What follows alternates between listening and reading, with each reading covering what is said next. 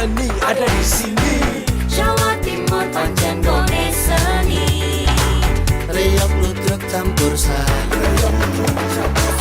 Tembung Ngawi sampai Banyuwangi. Ragam budaya lestari. Mojopahit Singosari berdiri berdiri. Ayo rek guyo makaryo Jawa Timur tambah jaya.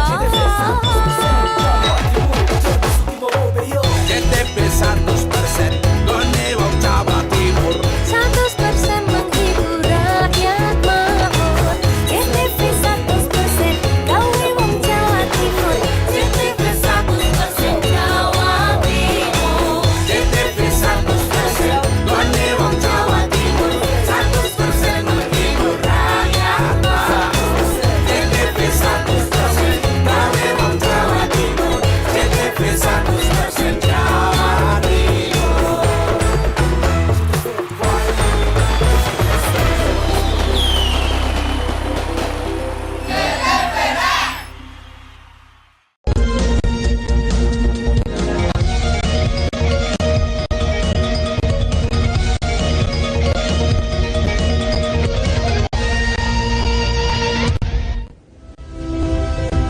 Halo pemirsa, Nusantara kini menyapa Anda dengan informasi penting dan menarik. Bersama saya, Puri Anindita, inilah Nusantara Kini selengkapnya.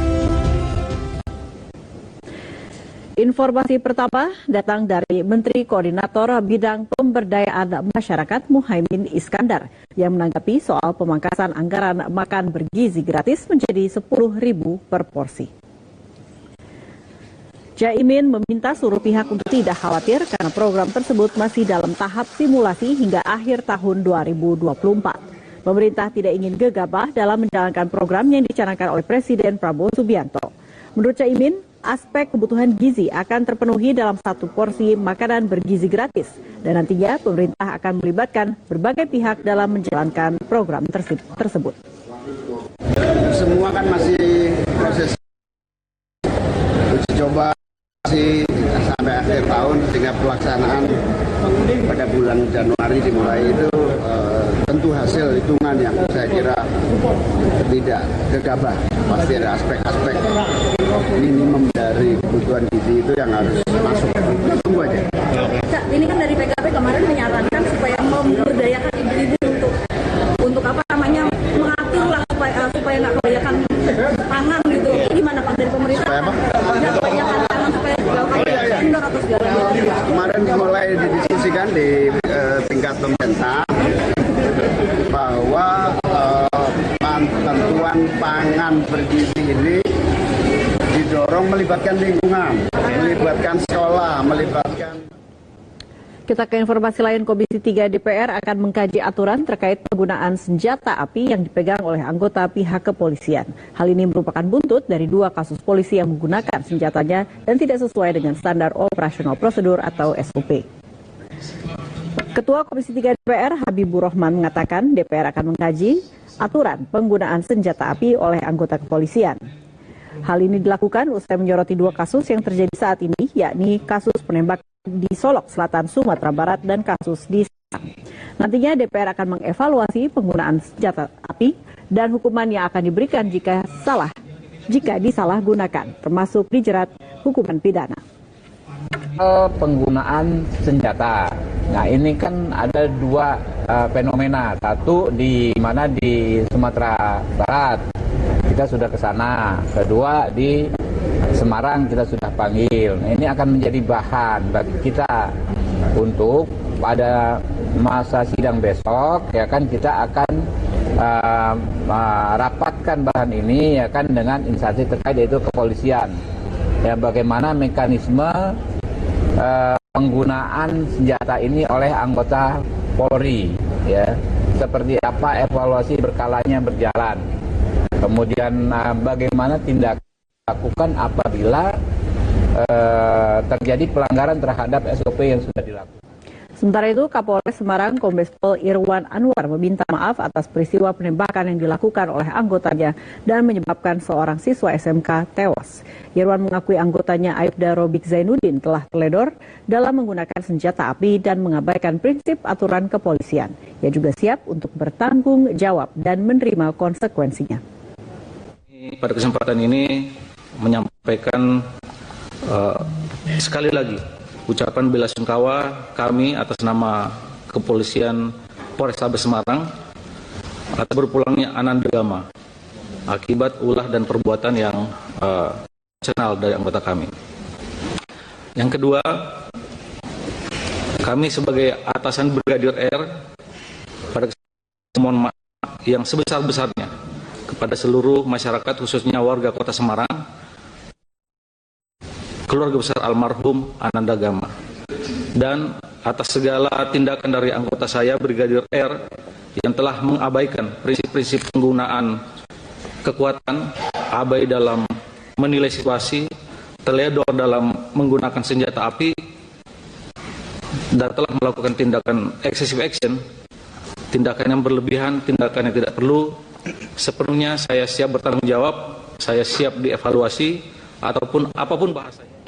Jelang pergantian tahun, Korps Lalu Lintas atau Korlantas Polri Irjen Pol Aan Sohanan memprediksi 110 juta masyarakat berpotensi melakukan perjalanan selama libur Natal dan Tahun Baru 2024-2025. Hal ini berdasarkan survei yang dilakukan oleh Badan Kebijakan Transportasi Kementerian Perhubungan. Semakin baik mereka, semakin tertib. Hari libur Natal dan Tahun Baru 2025 menjadi tradisi masyarakat Indonesia untuk menghabiskan waktu mereka berlibur di beragam tempat destinasi wisata. Kepala Korps Lalu Lintas atau Korlantas Polri Aan Sohanan memprediksi 110 juta masyarakat berpotensi melakukan perjalanan selama libur Nataru. Menurutnya prediksi ini meningkat dari jumlah masyarakat yang berpergian selama libur Nataru tahun lalu. Badan Kebijakan Transportasi Kementerian Perhubungan memprediksi potensi pergerakan masyarakat sebesar 2,8%. BKT ini ada 110 masyarakat juta ya, masyarakat yang akan melakukan perjalanan, ada mudik, ada wisata, ada agama, ada perjalanan tugas. Itu ada 110 juta di masa libur, naik 2,82%. Tahun lalu kan hanya 107 juta. Oke. Yang melakukan perjalanan dari Jabodetabek itu terbanyak ke arah timur, arah Trans Jawa. Ya. Jadi kita antisipasi dan kita sudah simulasikan ada titik krusial nanti di kilometer 48, ya. 48 itu pertemuan dengan MPZ sampai ke 60. Korps Lalu Lintas Polri telah menyiapkan beberapa skema untuk menjaga arus lalu lintas pada saat momen Nataru.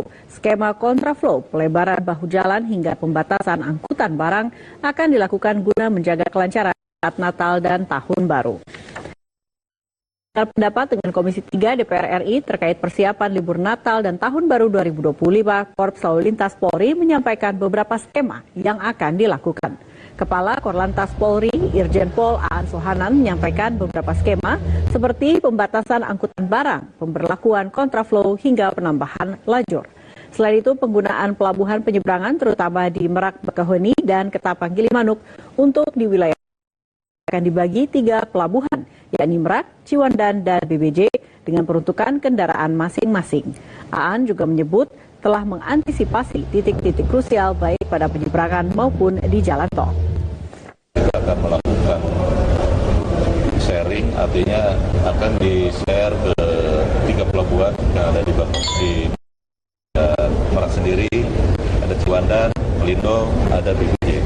Jadi dengan peruntukan kendaraan masing-masing, ya, Merak untuk kendaraan angkutan umum bis, ya, kemudian untuk Ciwandan ini kendaraan roda 2 dan angkutan barang golongan 6 ke bawah. BBJ ini untuk angkutan barang golongan 7 sampai 9. Itu akan diarahkan ke sana pada waktu tertentu, ya. Sudah kita atur, ya.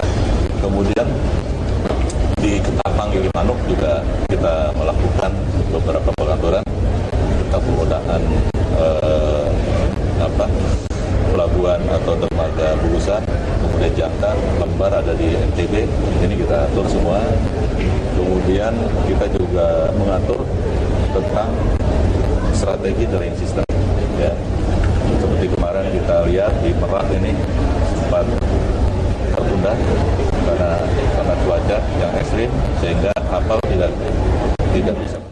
Kita ke wilayah lain, Kota Kendari, Sulawesi Tenggara mulai berburu berbagai bahan kebutuhan pokok jelang Natal dan menyambut Tahun Baru 2025.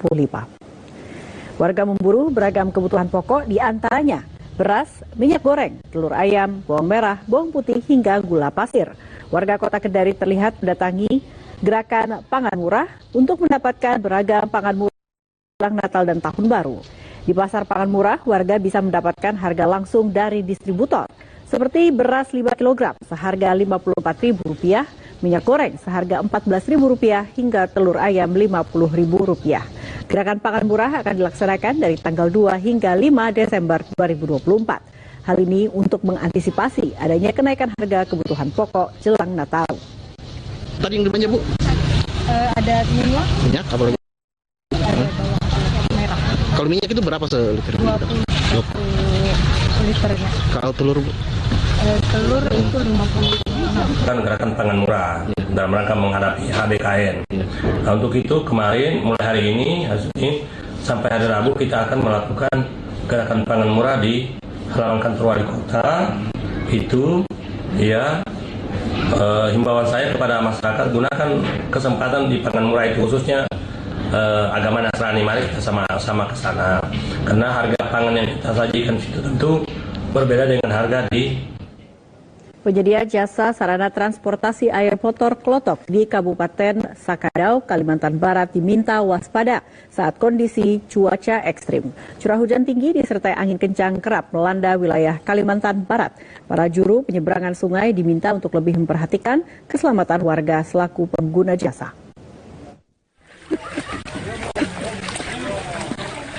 Sepekan terakhir, Kabupaten Sakadau, Kalimantan Barat mengalami cuaca ekstrim dengan intensitas curah hujan yang cukup tinggi.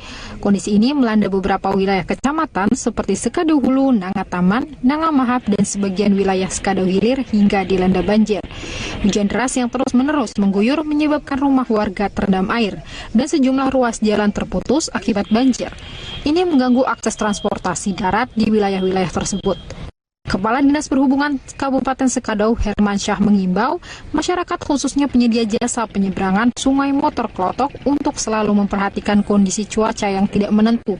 Mengingat curah hujan yang tinggi disertai angin yang kencang, para juru penyeberangan sungai diminta lebih waspada dalam menjaga keselamatan pengguna jasa atau masyarakat. Penyeberangan untuk memperhatikan situasi dan kondisi cuaca untuk menjaga keselamatan pengguna penyeberangan. Dan bagi para pengguna jalan raya, saat ini di daerah 4 kecamatan, yaitu di Nangamahap, Nangatau Hulu, dan sebagian juga di Sakadau Hilir, itu ruas jalan ada yang mengalami kebanjiran akibat curah hujan yang meningkat. Herman Syah juga mengingatkan pengendara yang melintasi ruas jalan di 4 kecamatan terbanjir, yakni Nangamahap, Nangataman, Sakadau Hulu, dan sebagian Sakadau Hilir untuk lebih berhati-hati.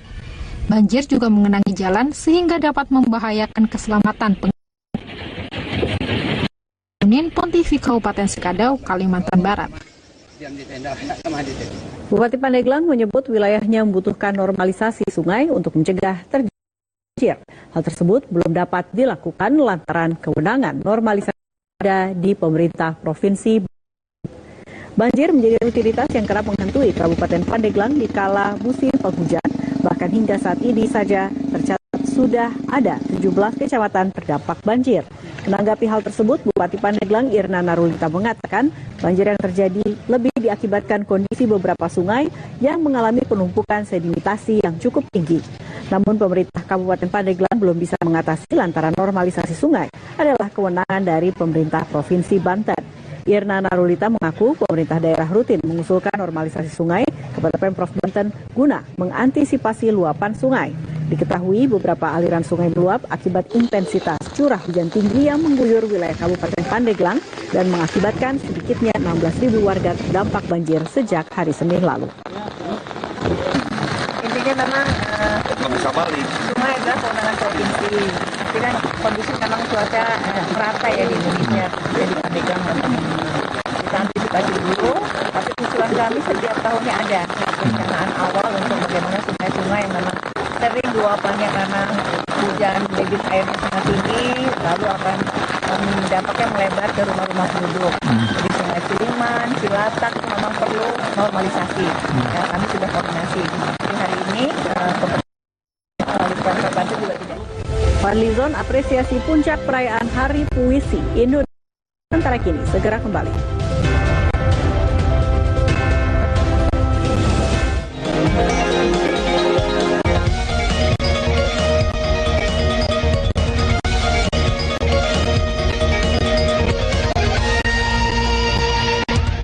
Kenalin, ini Wita, anak Gen Z yang punya 10.000 aura. Tapi sayangnya punya obsesi sama sawit. Hei, bukan obsesi kayak gitu maksudnya. Aku ngeliat sawit itu sebagai masa depan Indonesia dan dunia. Kalian tahu nggak, bensin yang kalian beli buat motor kalian, yang bikin kalian bisa masak mie instan favorit, bakar pesawat, dan kereta yang bisa bikin kalian healing-healing, itu berasal dari fosil yang terbentuk dalam waktu jutaan hingga ratusan juta tahun. Mau sampai kapan? Kita bergantung sama bahan bakar yang bisa habis suatu hari nanti. Disitulah kelapa sawit to the rescue. Sawit datang sebagai sumber energi terbarukan. Selalu ada. Ramah lingkungan. Sumber ekspor utama Indonesia bisa jadi apa aja. Lebih green flag daripada pacar kamu. Gimana, udah lihat belum sawit di masa depan kamu? Jakarta, kota metropolitan terpadat di Indonesia. Berpenduduk juta warga dengan berbagai keindahan di sudut kota. Derasnya laju pembangunan juga menimbulkan berjuta masalah sosial. Ini Jakarta di Jawa Pos TV.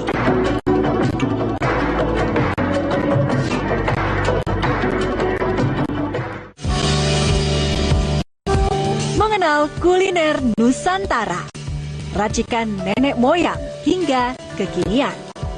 Menu-menu tradisional, modern, hingga mencicipi hidangan lintas negara. Ada juga nostalgia sajian kuliner sulit dilupakan. Jelajah kuliner di Jawa Pos TV.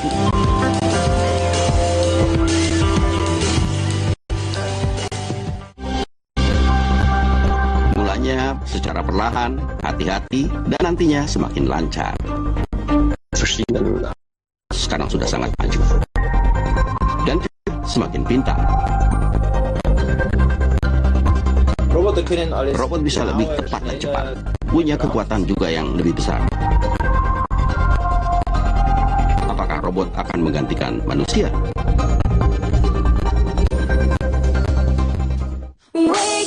Belajar dan bernyanyi bersama Bada dan teman-temannya. Gak cuma mengajak kamu bermain, tapi juga banyak dapat ilmu baru. Ikuti terus petualangan mengasyikkan Bada si pemberani dan kelima sahabatnya yang akan membuat kamu melompat dan riang gembira. Yuk, tonton terus Badanamu di Jawa Pos TV.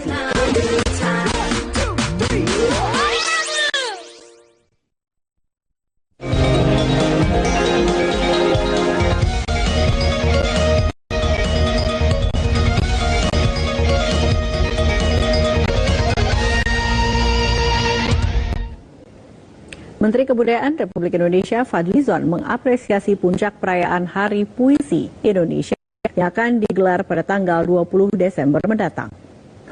Menurut Fadlizon, selain sebagai ajang silaturahmi para penyair, gelaran ini juga diharapkan bisa menjadi momen berharga untuk melestarikan karya melalui kata-kata. Dengan mengusung tema kembali ke akar, kembali ke sumber, karya-karya sastra Indonesia didorong agar semakin menggema dan memberikan dampak positif bagi masa depan bangsa.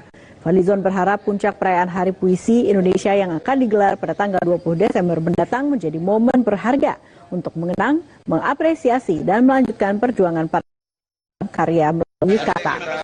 Rencananya puncak perayaan Hari Puisi Indonesia digelar 20 Desember 2024 di Teater Kecil Taman Ismail Marzuki, Jakarta. Assalamualaikum warahmatullahi wabarakatuh. Salam sejahtera, Om Swastiastu, Namo Buddhaya, Rahayu, salam kebajikan, salam puisi. Saya Fadlizon, Menteri Kebudayaan Republik Indonesia, mengucapkan selamat Hari Puisi yang puncaknya akan diselenggarakan tanggal 20 Desember 2024 di Teater Kecil Taman Ismail Marzuki, Jakarta. Semoga semua berjalan lancar dan semakin maju para Indonesia dan semakin berkembang puisi-puisi di masa-masa yang akan datang. Terima kasih. Wassalamualaikum warahmatullahi wabarakatuh. Lembaga Sensor Film sosialisasikan Gerakan Nasional Budaya Sensor Mandiri lewat nonton bareng film Women from Rhode Island. Lewat kegiatan ini, LSF berharap masyarakat dapat memilah dan memilih tontonan sesuai klasifikasi usia.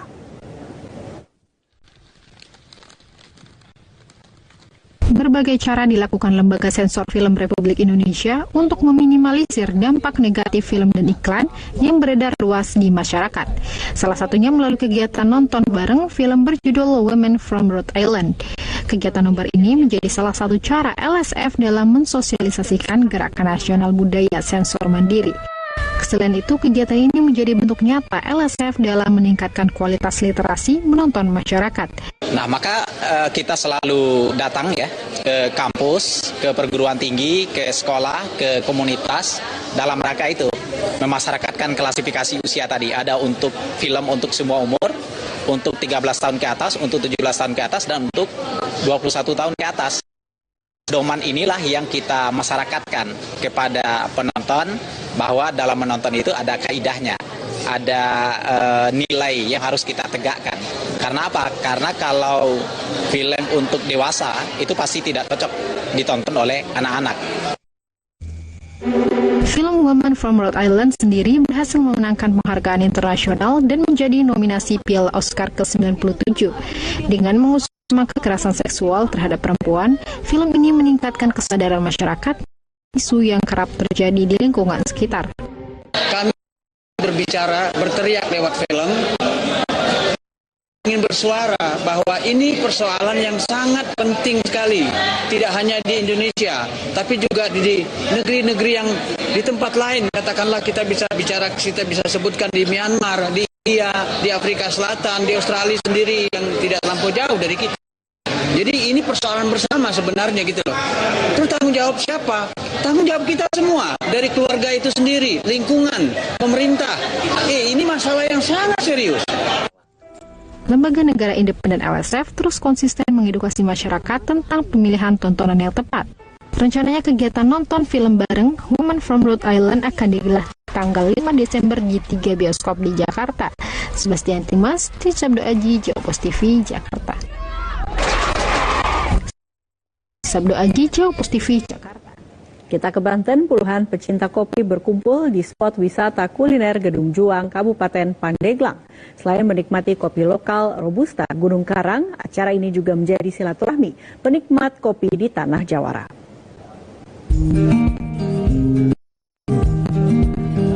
Hari Kopi Internasional yang diperingati setiap tanggal 1 Oktober menjadi momen penting yang dirayakan pecinta kopi di seluruh dunia, tak terkecuali di Kabupaten Pandeglang, Banten. Semangat ini tergambar puluhan pecinta kopi berkumpul bersama di warung FKPPI di kawasan wisata kuliner Gedung Juang, Pandeglang, Selasa siang. Kegiatan digagas oleh Dinas Koperasi dan UMKM Perindustrian Perdagangan Kabupaten Pandeglang dan melibatkan sejumlah para petani kopi. Selain untuk merayakan sensasi minum kopi, kegiatan juga untuk meningkatkan kesadaran tentang keberagaman kopi dan tantangan yang dihadapi oleh para petani kopi. Para pecinta kopi juga diajarkan bagaimana cara meracik kopi yang nikmat yang dipandu langsung oleh Master Chef Ranu Visuda. Kepala Diskoperindak Kabupaten Pandeglang Bun Bun Buntaran mengatakan Kabupaten Pandeglang memiliki produk kopi lokal yang kualitasnya tidak kalah dengan kopi lainnya. Di momen peringatan Hari Kopi Internasional ini, Bun Bun mengajak masyarakat untuk mencintai dan membeli produk lokal. Kerjasama dengan penggiat kopi, yaitu kopi lalai Gunung Karang dan juga kopi yang ada di Gunung Karang.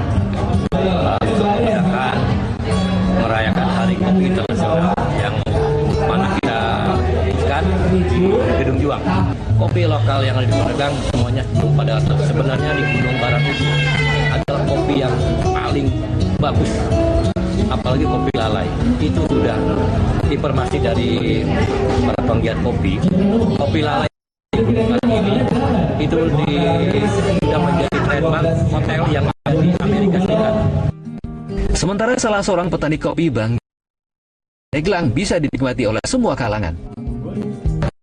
Peringati Hari Kopi Internasional atau Hari Kopi sedunia. Di sini tahun ini mungkin bertemakan antara pelaku hulu sampai ke hilir. Alhamdulillah di Kabupaten Pandeglang ini sangat antusias sekali para pejabat yang hadir semua hadir. Teman-teman bisa lihat mereka semua bangga dengan kopi yang ada di Pandeglang. Salah satunya adalah produk lokal yang di Mungkin kegiatan Hari Internasional Kopi itu baru pertama kali dilakukan apa sebelumnya sudah dilakukan di Pandeglang? Untuk Pandeglang mungkin baru pertama ini. Maman menambahkan dengan menikmati secangkir kopi, kita bisa memberikan dukungan kepada para petani kopi dan komunitas yang bergantung pada industri ini sebagai mata pencaharian mereka. Yusef Kurnia, Jawa Pos TV, Pandeglang, Banten. Sebagian warga di Bojonegoro memanfaatkan musim hujan untuk berburu laron. Hewan kecil yang memiliki sayap ini biasa jadi diburu warga untuk dijadikan makanan.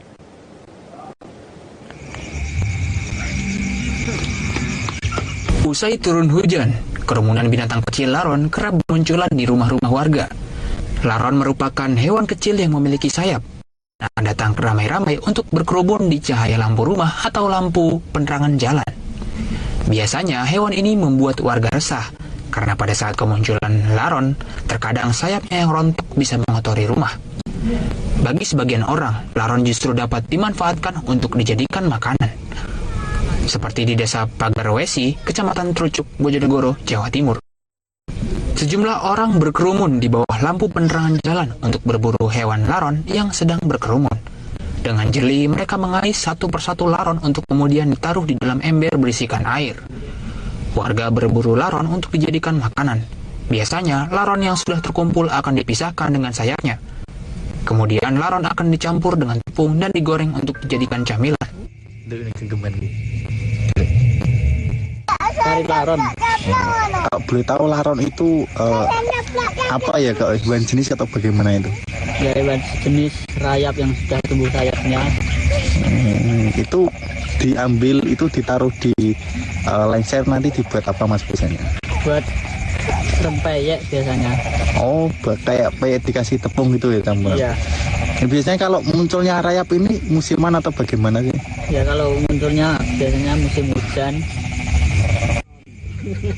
Rasanya yang gurih dan enak saat dijadikan rempeyek menjadi sensasi tersendiri untuk dijadikan lauk pendamping makanan. Edo Jody Aldian, JTV, Bojonegoro.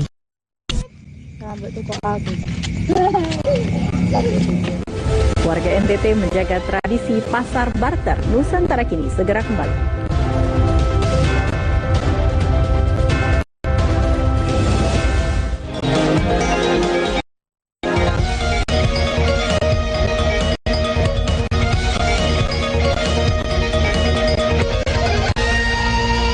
Kamu cuma tahu hasil tanaman kelapa sawit hanya untuk minyak goreng di rumahmu. Rugi dong. Ini dia peran penting sawit untuk Indonesia dan dunia. Tanpa kita sadari, kelapa sawit banyak manfaatnya dalam kehidupan sehari-hari, seperti bahan makanan, skincare, body care, pasta gigi, bahan bakar diesel, dan masih banyak lain. Sampai kapan kita bergantung sama bahan bakar yang bisa habis nanti? Disitulah kelapa sawit to the rescue. Minyak sawit juga merupakan minyak nabati serbaguna yang kaya beta-karoten dan vitamin A. Serta menjadi energi terbarukan seperti biodiesel dan biogas. Biodiesel juga berperan dalam mengurangi emisi gas rumah kaca sebesar 32,7 juta ton CO2. Bahwa hasil sawit tidak hanya sekedar minyak goreng di rumah. Mari kita wujudkan sawit berkelanjutan untuk energi terbarukan. Mana, udah lihat belum sawit di masa depan kamu? Sawit, masa depan kita.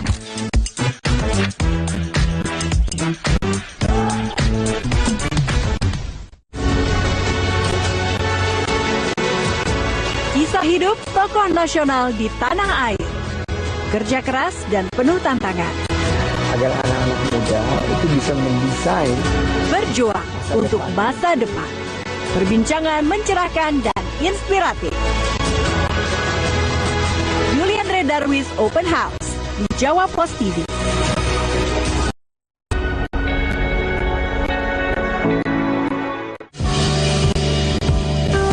Mengenal kuliner Nusantara. Nenek moyang hingga kekinian. Menu-menu tradisional, modern, hingga dengan lintas negara. Ada juga nostalgia sajian kuliner yang sulit dilupakan. Jelajah kuliner di Jawa Post TV.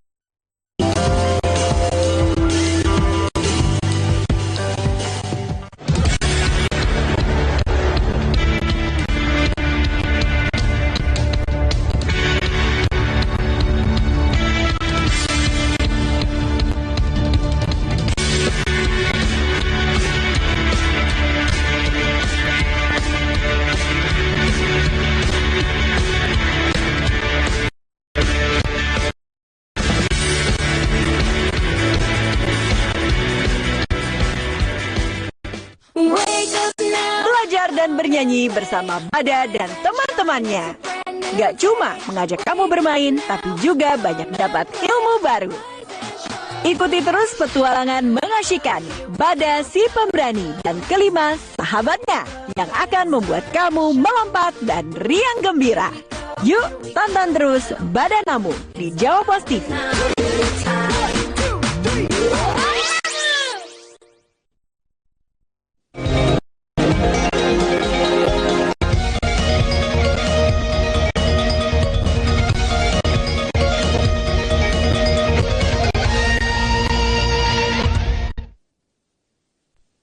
Gempuran modernisasi tidak membuat warga desa Lamalera, Nusa Tenggara Timur kehilangan jati mereka.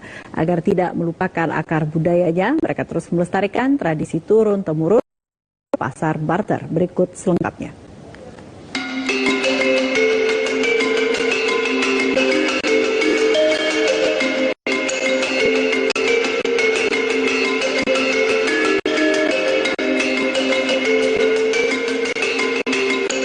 Desa Lamalera terletak di selatan Pulau Lembata, Nusa Tenggara Timur. Desa ini memiliki jumlah penduduk sekitar 3.000 jiwa. Hidup di pesisir pantai membuat masyarakat Desa Lamalera menjadikan kegiatan berburu ikan paus sebagai pekerjaan. Tulang belulang berukuran besar menjadi tanda bahwa aktivitas berburu paus merupakan tradisi menahun.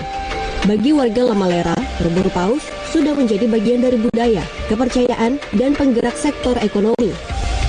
Aktivitas berburu ikan dilakukan penduduk Lamalera setiap hari, kecuali hari Minggu, karena mereka beribadah.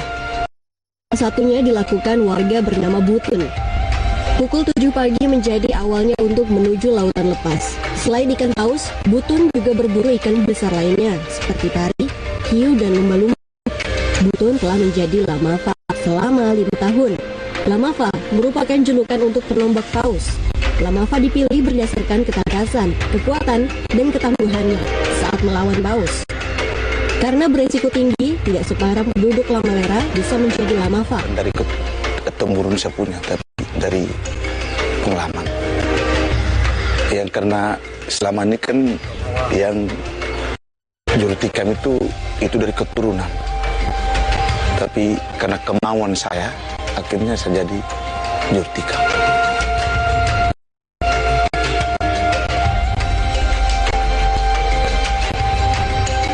Sebelumnya Butun hanya menjadi seorang matros atau anak buah kapal. Menjadi seorang Lamafa tidaklah. Satu tantangan Lamafa adalah ketika harus mengambil patahan tempuling yang berada di tubuh paus yang menyelam. Ada kalanya ketika menombak paus, tempuling patah akibat kekuatan manuver sang paus. Selain itu, Lamafa harus menguasai karakter ikan yang diburu dan mengetahui pergerakan arus dan angin laut. Teknik berburu paus berbeda dengan teknik berburu ikan besar lainnya. Contohnya kalau umpan naik itu berarti ikannya semua juga naik. Tapi kalau tidak juga tidak. Tapi kalau dorong lompat di sebelah barat, tapi mainnya di sana di timur. Jadi drone lompat situ tapi tidak boleh ke sana, kita harus kembali ke sini. Terus pari juga sama, kalau dia banting ke sini, berarti sebentar dia mainnya itu dia sana.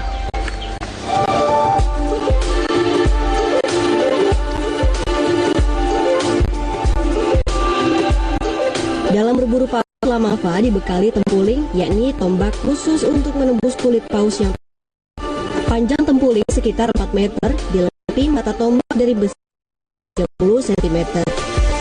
Pada ujung gagang tempuling, tali yang cukup kuat yang digunakan untuk menarik badan paus yang berhasil ditombak. Bagian paus yang biasa diincar Lamafa adalah kepala. Mereka loncat dari perahu dengan mata tombak terhunus menuju tempurung kepala paus. Perahu yang digunakan pun perahu khusus yang disebut paledang. Perahu ini tak dilengkapi motor seperti perahu kebanyakan. Tidak melumpuhkan paus saat di kiri dan kanan paledang ada rentakan kayu sebagai penyeimbang sekaligus sebagai pijakan kaki penumbak saat berburu.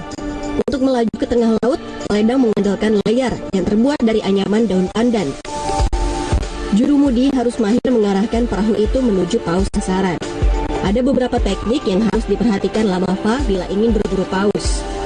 Namun tidak jarang Lamafa gagal mendapat buruan meski sudah melaut seharian. Cara untuk menikamnya itu bagaimana? Bambunya itu lepasnya bagaimana baru umpan. Dan itu kalau kita dapat kesalahan berarti malam pulang dari laut itu kalau contohnya saya kalau pulang dari laut kalau ada kesalahan berarti saya malamnya saya ke guru.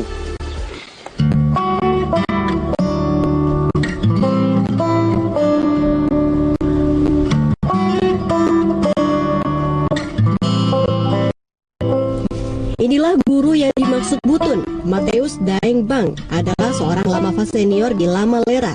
26 tahun sudah Mateus menjadi juru tikam. Kepiawaiannya berburu ia bagikan ke Lamafa lainnya. Tak hanya mengajarkan teori, Mateus juga ikut mendampingi berburu ikan paus. Kita punya anak-anak yang sekarang generasi itu ada kalanya takut itu, tapi mereka takut. Di belakangmu ada saya. Saya tetap dorong, biar saya peledang lain. Tapi sebentar itu kamu pulang itu, saya omong dengan pemilik peledang. Dia tikam salah tuh, itu lepas. Mungkin berdirinya tidak kuat. Nanti ada hari besoknya. Baru dia kuat itu pasti ikan itu kita dapat.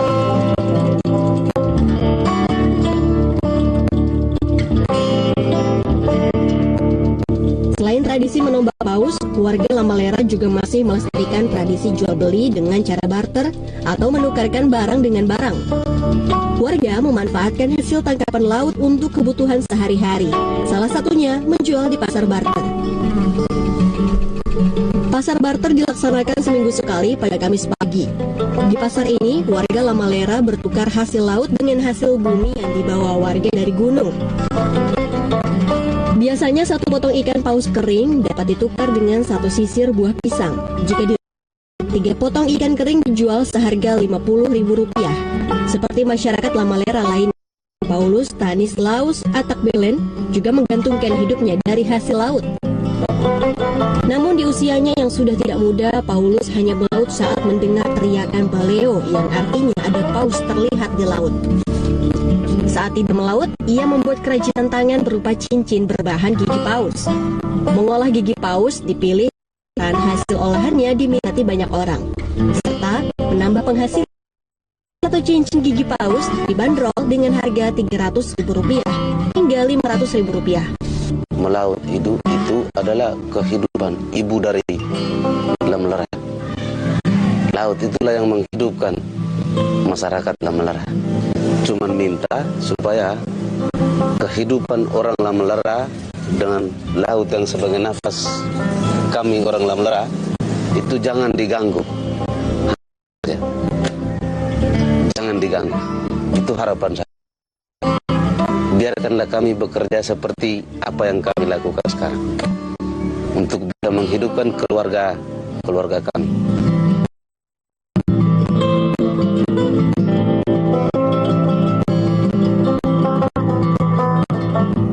warga Labalera, paus merupakan berkah yang dikirim untuk menjaga kehidupan dan kelestarian budaya kampung yang secara turun-temurun dijaga istiadatnya. Mempertahankan budaya itu indah supaya manusia bisa mengenal dirinya sendiri dan tidak terabut dari akar budayanya.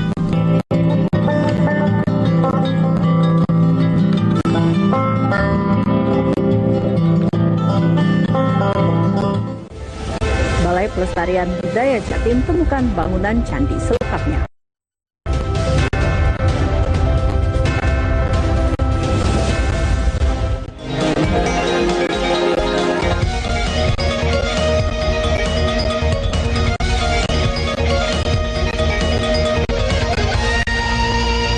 Kenalin, anak gengsi yang punya 10.000 aura. Tapi sayangnya punya obsesi sama sawit.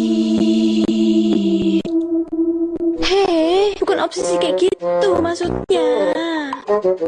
Aku ngeliat sawit itu sebagai masa depan Indonesia dan dunia.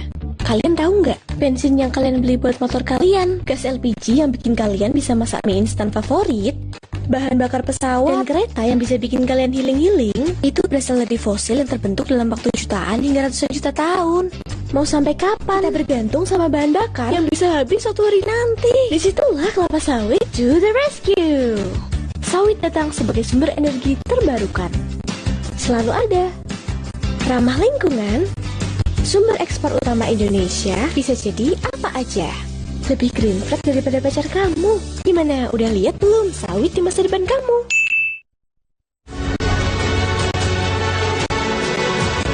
Kisah hidup tokoh nasional di tanah air.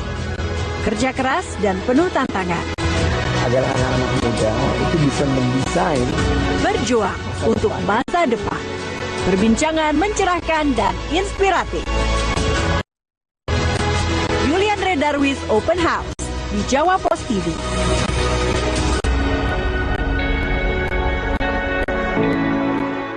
Apa itu kalau dulu kita cuma kenal telepon, telekomunikasi, kita sekarang kenal internet, kemudian kita kenal aplikasi, kemudian kenal dengan konten.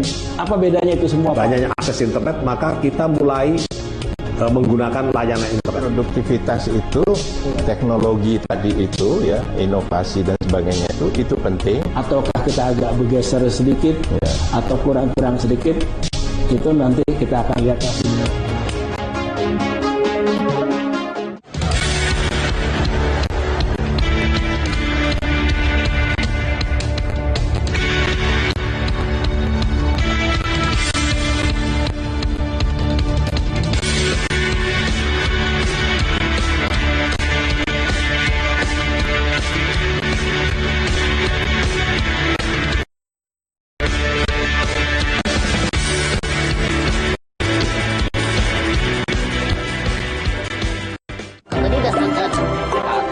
Dongeng anak menyapa adik-adik di rumah.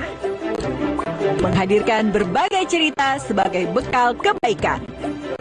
Disertai cerita lucu dan menghibur dari Kak Tony, Kak Awam, Kak Ojan, dan Kak Reza. Bintang kecil di Jawa Pos TV.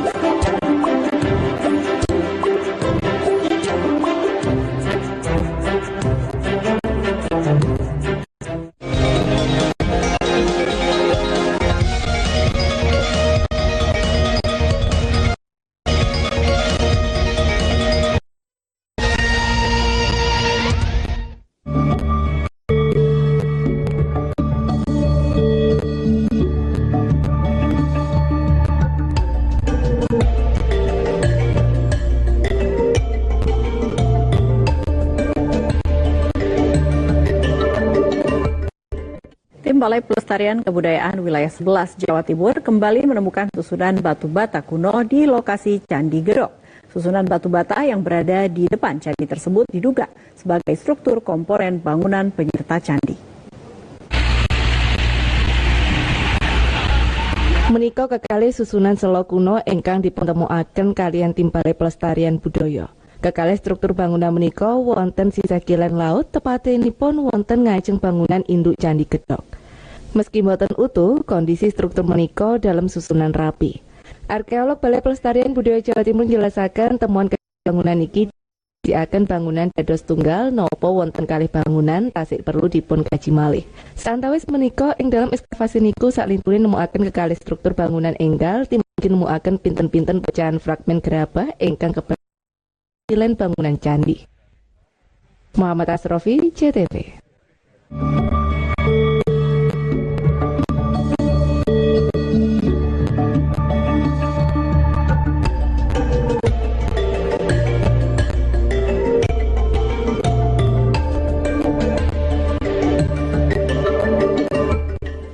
Kami ajak Anda mengenal Anti Sulaiman, sosok sang mama Papua. Selengkapnya usai jeda.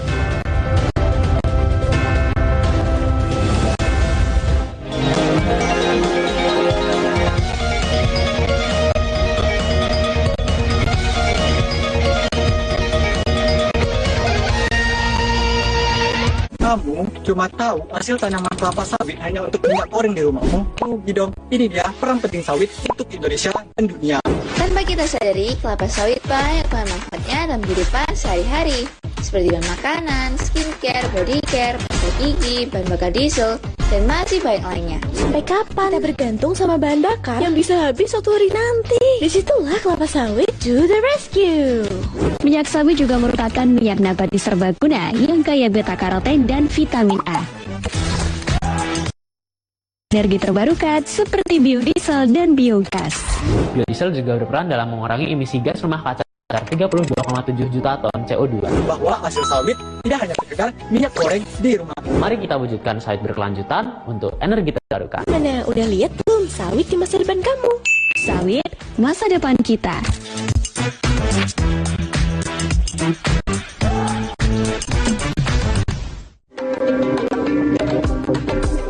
Negeri ini kaya budaya, etnis, dan tradisi. Menyimpan kekayaan alam dan anugerah keberagaman. Telah teruji menjadi satu bingkai kebinekaan. Indonesia di Jawa Pos TV.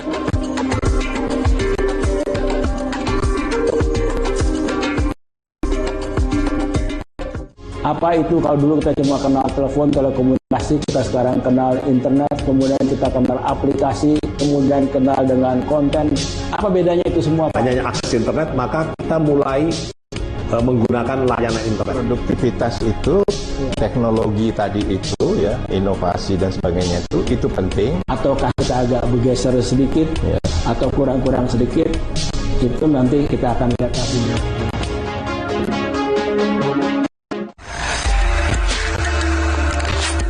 Menyajikan kisah dan sisi lain dari sebuah peristiwa. Menyuguhkan cerita-cerita yang dikemas dalam feature mengunggah inspirasi.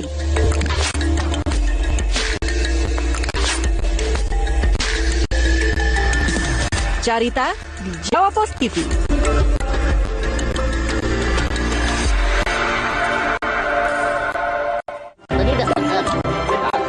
Dongeng anak menyapa adik-adik di rumah.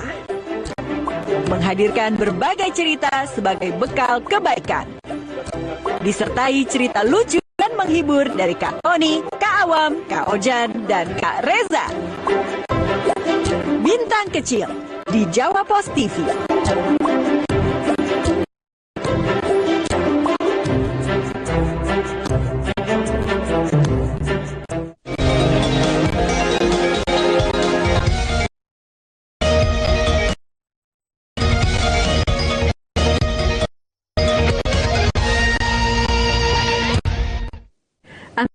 Dikenal sebagai sosok sang mama Papua, perempuan berdarah Jawa ini mendedikasikan sebagian besar hidupnya untuk kemajuan tanah Papua, baik dari sektor pendidikan, ekonomi, hingga kesehatan.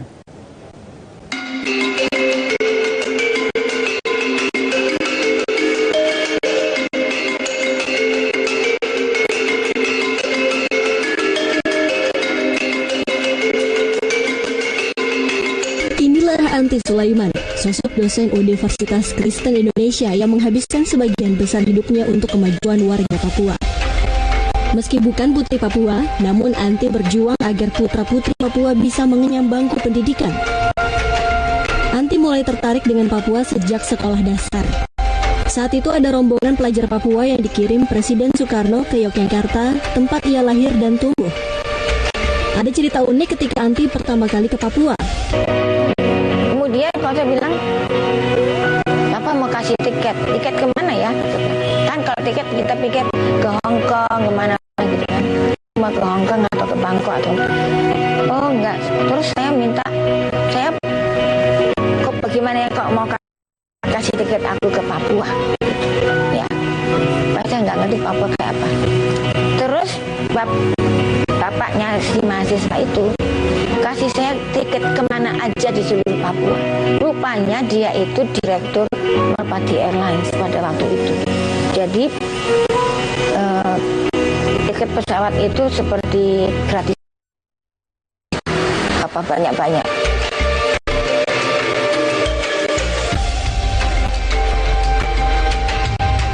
Ramah, terbuka, penolong, dan senang berbagi. Itulah kesan Anti Sulaiman tentang orang-orang di Papua.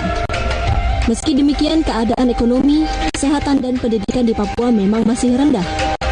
Kurangnya perhatian dari pemerintah menjadi salah satu alasan paling berpengaruh. Kegiatan belajar mengajar di sekolah banyak yang terbengkalai.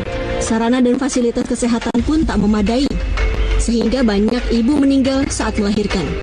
Pembiaran yang saya lihat itu misalnya SD, ya, SD-nya nggak ada guru, ditunjuklah kepala sekolah, kertas gurunya 6, ya, tapi itu semua nggak ada. Karena apa? Misalnya yang saya datang, saya menjadi guru di SD Dabra di Mamber Raya, Mamberamo Tengah. Di sana masuk jam 9. Lalu mahasiswa murid datang main-main bola sampai jam 11. Ya. Jam 1 sudah pulang.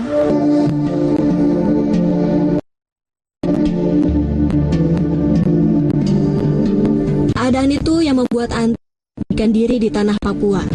Dia mengajar dan membimbing pemberdayaan masyarakat Papua. Lebih dari 20 tahun, Anti mondar-mandir ke bumi Cendrawasih.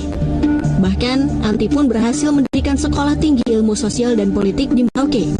Sebetulnya, hal biasa yang sebetulnya harus dibuat oleh semua orang Indonesia atau semua orang yang berhati.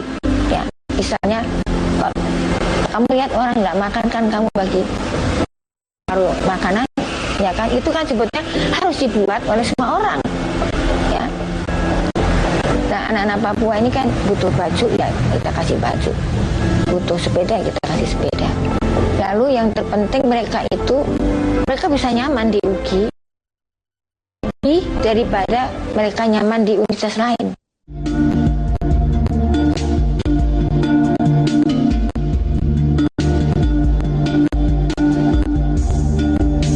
Pada 2009, Anti mendirikan Pusat Studi Papua di UGI. Pusat Studi Papua fokus pada kajian konflik, akademis, dan pendidikan. Lewat studi Papua ini diharapkan sebagai media pemberi informasi tentang Papua kepada orang-orang non-Papua. Sejak saat itu, mahasiswa Papua yang kuliah di UGI semakin banyak hingga lebih dari 500 orang. Bisa dibilang, Universitas Kristen Indonesia menampung paling banyak mahasiswa Papua di Jakarta. Meski usia sudah menginjak kepala 6, Anti masih mengajar di FISIP UGI. Mama Anti, begitu mahasiswa Papua di UGI menyapanya. Ia seakan menjadi orang tua bagi seluruh mahasiswa Papua di sini. Anti begitu diandalkan. Tak hanya urusan kuliah, tapi juga urusan pribadi, bahkan urusan keuangan. Mama Anti selalu ada dan menjadi andalan anak-anaknya. Jiwa pengasih Anti seakan sudah mendarah daging di hidupnya. Kalau saya pribadi, saya melihat Mama Anti bukan saya sebagai dosen dan juga sebagai orang tua, khususnya bagi kami anak Papua yang berkuliah di kampus UGI, karena Mama Anti sangat memperhatikan kami anak Papua dari sisi studi maupun dari kebutuhan hari-hari, dan kami juga sangat bersyukur sekali bisa mengenal dengan Ibu Anti. Mama Anti untuk di rantau ini, Mama Anti jadi mama kita semua untuk anak Papua. Mama mendengar keluhan kita, mencari solusi. kita ada masalah, sharing dengan mama memberikan jalan, kita bergumul berdoa bersama, saling membangun satu sama lain.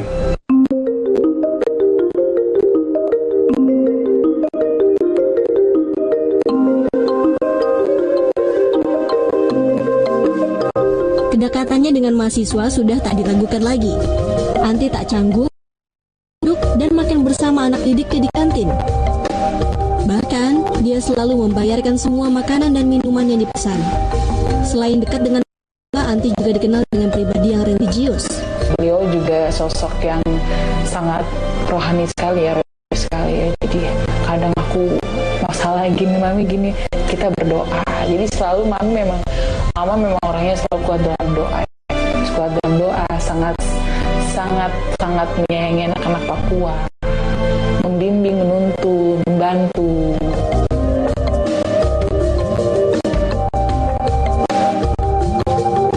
Banyaknya pemuda Papua kuliah di UI Jakarta jadi salah satu bukti tidak semua penduduk Papua mengabaikan pendidikan. Mereka ingin Papua maju dan memiliki titik terang di masa depan dalam berbagai lini kehidupan. Sebagai sosok andalan, anak-anak Papua berharap sosok Anti Sulaiman terus mendampingi mereka. Perjuangan membangun Papua disandarkan di pundaknya, karena dia dianggap motor semangat dan inspirasi. Dengan usia yang sudah tidak lagi muda, kesehatan fisik Anti Sulaiman mulai menurun. Tapi tidak untuk semangatnya. Semangat Anti untuk memperjuangkan nasib warga Papua masih menyala-nyala. Puluhan tahun, Anti peras keringat dan banting tulang untuk Papua. Kini Papua perlahan mulai maju. Anti menjadi saksi perubahan Papua hingga sekarang. Infrastruktur pembangunan di Papua semakin merata. Roda perekonomian pun mulai bergerak dengan banyak hotel serta destinasi wisata Papua. Anti optimistis Papua bisa berada di posisi yang sama dengan daerah lain di Indonesia. Meski Papua mulai maju, masih ada pekerjaan rumah yang belum selesai. Anti ingin mengakhiri konflik di bumi Cendrawasih hingga menjadi wilayah yang ramah hak asasi manusia. Saya bercita-cita punya base camp besar, ya. Waktu itu saya sudah membangun di Wasior, tapi kemudian rusak. Di mana ada perkebunan, sedikit percontohan gitu. Lalu ada direktur development, teman-teman Papua ini akan mengatur peternakan, ya gini-gini. Lalu ada bengkel, ya, dan ada tempat di mana orang tua diurus, ya, karena saya mendirikan lansia di Merauke, namanya komunitas Lentera, di mana orang-orang belajar mengasihi orang lain, ya, dan melepaskan membuang kebencian.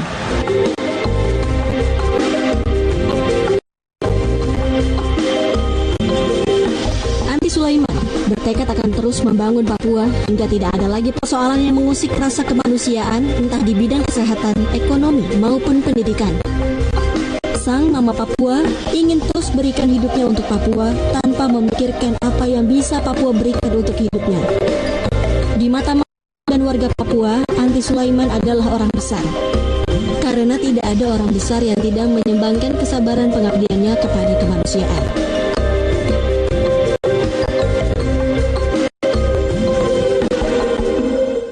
Limbah plastik disulap menjadi polipropilen multiguna. Nusantara kini segera kembali.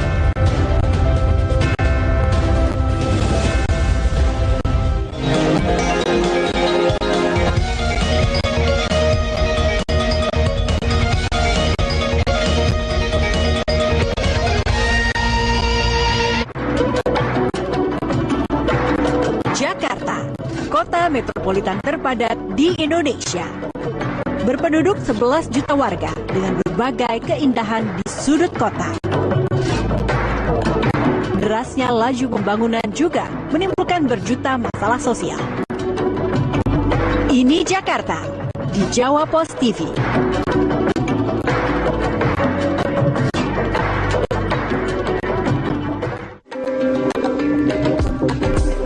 Negeri ini kaya budaya, etnis, dan tradisi. Menyimpan kekayaan alam dan anugerah keberagaman. Telah teruji menjadi satu dalam bingkai kebinekaan. Suasana Indonesia di Jawa Pos TV.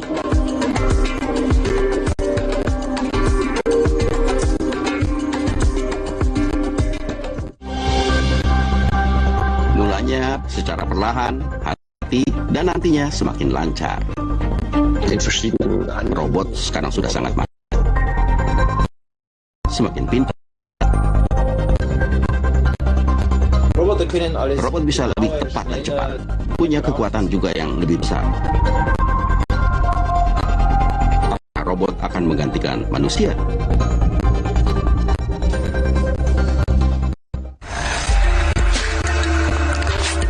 Menyajikan kisah dan sisi lain dari sebuah peristiwa. Menyuguhkan cerita-cerita yang dikemas dalam feature mengunggah inspirasi.